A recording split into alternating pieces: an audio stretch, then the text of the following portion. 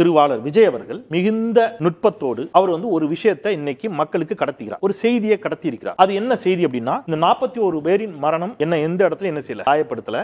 அதை நினைச்சு கவலைப்பட்டு வீட்டுல இருப்பேன் நினைக்காதீங்க. நான் அடுத்தது விரைவில் பிரச்சாரத்துக்கு வர போறேன். வண்டிக்கு ஆயுத பூஜைக்கு நான் என்ன செஞ்சேன், வண்டியெல்லாம் கழுவி மாலை போட்டு ஆயுத பூஜைக்கு வண்டியை நான் என்ன செஞ்சிட்டேன், தயார் பண்ணிட்டேன். ஆயுத பூஜை கொண்டாடி கொண்டிருக்கிறேன் அப்படின்னு தன்னுடைய தொண்டர்களுக்கு விஜய் ஒரு மெசேஜை கன்வே பண்றாரு. என்ன கன்வே பண்றாருன்னா, தருணம் தான் சொன்னார் அவர். எப்படிங்க வலிமிகுந்த தருணம், அல்ல அந்த வலிமிகுந்த தருணத்தோடு தான் அவர் ஆயுத பூஜை போட்டிருக்காரு. அது எனக்கு புரியுது. மிகுந்த வலியோடு வேதனையோடு கனத்த இதயத்தோடு சுண்டல் சக்கர பொங்கல்லாம் வச்சு அந்த வண்டியை அவர் இன்னைக்கு பூஜை போட்டிருக்காரு.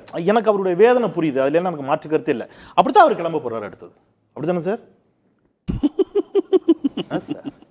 41 பேரு நீங்க பேசக்கூடிய, நீங்க பேசுறது இருக்கக்கூடிய பொருள் என்ன சிரிக்க வச்சதுன்னா அதுக்கு நான் பொறுப்பு இல்லை. அவ்வளவுதான். நீங்க வேதனையோட சிரிக்கிறீங்க ஐயா, எனக்கு புரியுது. அவர் உள்ளத்துல எவ்வளவு வேதனை இருக்குன்னு எனக்கு தெரியும். 40 பேர் செத்து இருக்கிறான். நான் ஒரே ஒரு கேள்வி கேட்கிறேன். இன்னைக்கு 5வது நாள், 5 நாளா தாவேகா காரங்க ஏன் சார் யாருமே களத்துக்கு வரல? நீங்க யார்கிட்ட சவால் விடுறீங்க? சிஎம் சார் முதல்ல வாங்க, உங்க நிர்வாகிகள் அனுப்புங்க. புசி ஆனந்த் எங்க, நிர்மல் குமார் எங்க, எதுக்கு டெல்லிக்கு ஓடுறாரு ஆதவ் அர்ஜுனா? மக்களை சந்திக்க ஏன் சார் பயப்படுறீங்க? உங்க வீரத்தை நான் என்னன்னு சொல்லட்டுமா? இன்னைக்கு மக்கள் உயிர் பலியாகி இருப்பதால் நீங்க மாண்புமிகு முதலமைச்சருக்கு சவால் விடுறீங்க. பழி வாங்க வேண்டும் என்றால் என்னை பழி வாங்குங்கள். ஆனா இதுவே சினிமாவா இருந்தா நீங்க எப்படி பேசுவீங்க நான் சொல்லட்டுமா? நாளைக்கு ஜனநாயகன் படத்துக்கு ஒரு பிரச்சனை வந்துச்சுன்னு வைங்க, இப்படி பேச மாட்டார். ஜெயலலிதா அம்மாட்ட போய் கை கட்டி நின்னா போயஸ் கார்டன்ல, அம்மா அவர்களை, என்னை விட ரவீந்திரன் அழகா சொல்லி வைரல் ஆச்சு, மாண்புமிகு அம்மா அவர்களை ஹஸ்கி வாய்ஸ்ல. ஏன்? அது அவருக்கு காசு, துட்டு, பணம் வெளியில வரலைன்னா பிரச்சனை.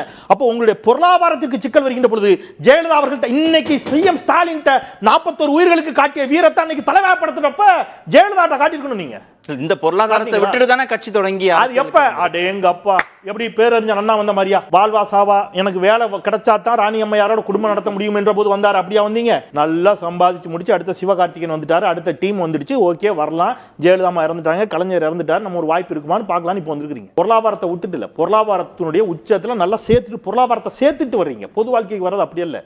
அன்னைக்கு தலைவரப்படுத்தப்ப இந்த வீரத்தை காட்டியிருக்குன்னு காட்டல.